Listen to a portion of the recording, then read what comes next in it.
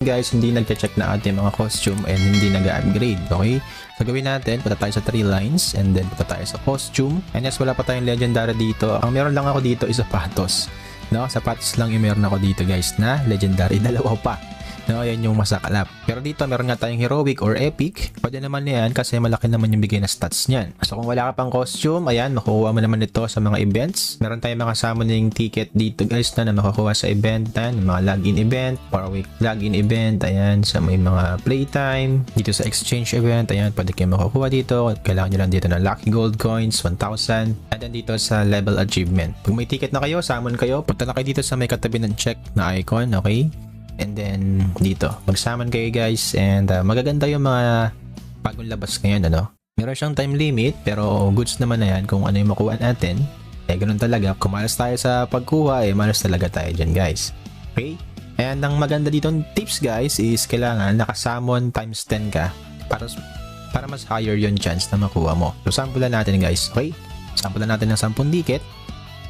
Ayan, okay? So sana makakuha tayo ng legendary. Sana legendary yan. Legendary. Alright, okay. 1, 2, 3. Okay, epic. So ito guys na epic or heroic na yan, pwede yan maging legendary. So i-auto open natin. Right? So pag umaalaw, magiging legendary yan. Ayan, di ba? Oh, isa lang yung isa lang yung aray ko. Sapatos talaga.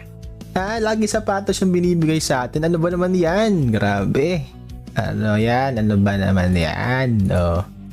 Wala. So iniipon ko kasi talaga muna yung 10 para mag-summon ako. So higher chance guys pag 10 ticket yung ginamit mo. So pag may costume ka na dito, ayan, pwede mong syempre i-equip. So tingnan natin yung nakuha natin na legend. Okay, so ito. Meron siyang critical accuracy, tapos ignore magic defense. Compare natin sa isa. So ito is HP recovery naman, ano? Para maganda itong ating nakuha, no? 169, so para silang critical accuracy. Ito naman is ignore magic defense. So ito namang isa is HP recovery rate. Alright? Siguro ito na lang yung aking ipapalit guys, no? So i-equip ko to. So gawin natin is equip natin tong isa. Equip.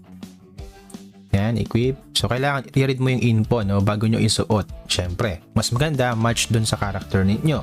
Okay, gaya natin, hit power tayo or, di ba, mostly critical accuracy yung binukuha natin pag mga, di ba, mga hunter or more on melee.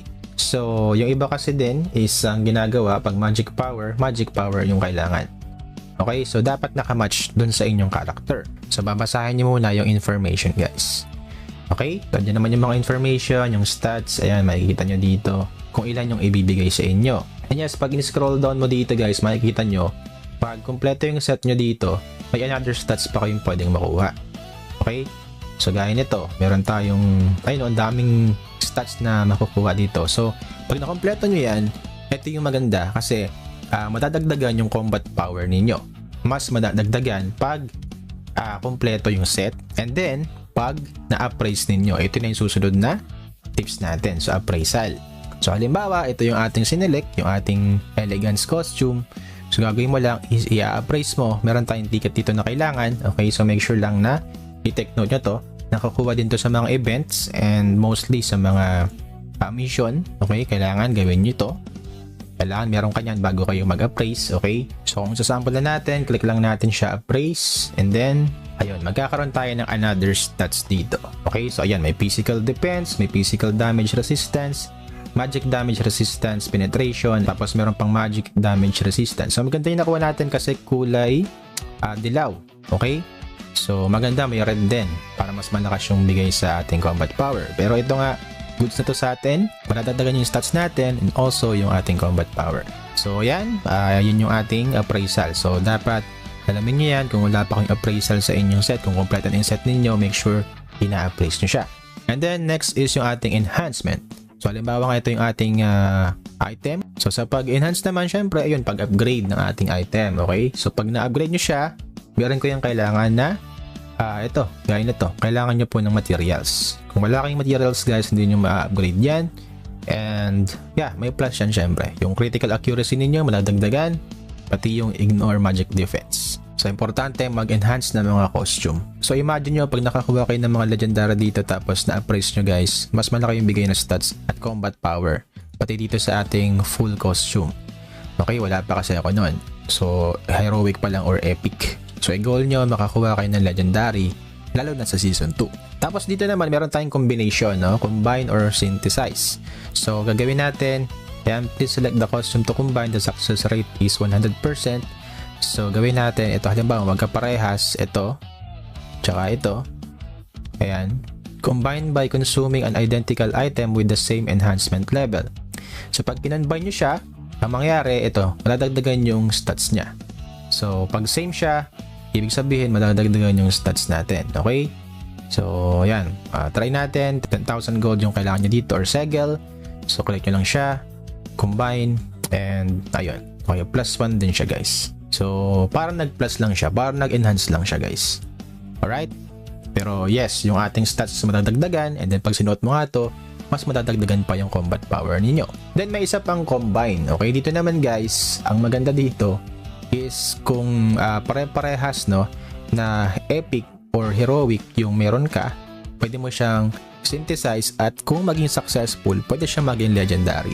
Kung meron kang 5 epic dito, guys, kasi 5 yung kailangan dito. So, yan. Pag 5 na yung nandyan, pwede nyo siyang gawing legendary. Kung iyan ay magiging successful. So, sample na natin dito, no, sa ating mga nakuhang epic or heroic. Okay, 5 ganito. Okay, so sample na natin, guys, kung ano yung makukuha natin. Tingnan natin. Alright, combine natin with 1,500 na segel. Okay, ano makukuha natin? Magiging successful ba? Ayun, nakakuha tayo ng legendary. Diba? Synthesis result. Meron tayong elegance costume top. Okay? So, ayan. Makikita mo naman to, guys, yung ating info dyan. Okay, tinanan yung info. Ayan, ang ganda ng bigay, no? Meron tayong magic power. So, yung magic power kasi, pang mage to eh. So, pwede naman nating isuot kasi maganda rin naman ang bigay kasi meron tayong 3.69% na mana. Compared mo dun sa mga epic or heroic, ayan, medyo mababa lang yung mana na bigay. Pero yun nga, mas maganda kasi kung tayo is hunter, strike power yung makuha natin. Pero, yeah, magic power yung andito. So, hindi siya accurate dun sa character natin. Sabi ko nga kanina, dapat mas maganda yung masusuot mo dito is match doon sa character ninyo para mas solid yung pagbakbak doon sa mga mobs natin or sa monsters. Pero yep, kayong bahala kung magsusuot kayo ng ganito, okay? Pero mas, yun nga, ang pinaka-recommended natin is mas match nga dapat doon sa character natin. Okay? So, combine pa tayo dito. Ito naman, yung pants, no? So, gawin natin 5, combine, then, successful ba? Tingnan natin, magiging successful. Ano ibibigay sa atin? Ayun. Appraisal ticket lang, guys. So, yan. Sabi ko nga sa inyo, pag successful, meron kayong legendary. Pag hindi naman, makakakuha kayo ng appraisal ticket. Which is good naman, no? Pang-appraise yan. Kailangan nyo rin naman dito yan. Para magkaroon ng stats yung inyong equipment. Okay, yung costume ninyo. And then, yes, pwede kayo mag-dismantle, no? Kung meron kayong mag-dismantle. Halimbawa ito. So, tatanungin ka dito kung di-dismantle mo. Confirm mo lang. And you can get, meron tayong materials na nakuha dito. Okay, so pwede mo yun magamit, guys, dun sa pag-enhance. Okay, so ayan, sample na lang dito. No, ito yung mga requirements na kailangan natin. So pag dismantle ka, pwede mong gawin yung mga hindi mo nagagamit dyan, pwede mong i-dismantle and then you can use it para sa pag-enhance ng item natin, ng costume natin. Okay, so maliwanag, ayan po yung guide natin dito sa ating costumes. So yan, guys, targetin nyo makakuha ng legendary lahat, no, itong costume natin para mas malakas kayo or mas madami or mas mataas yung combat power natin. Okay, so yung goal kasi dito is mapataas yung combat power natin, at the same time is lumakas yung character natin.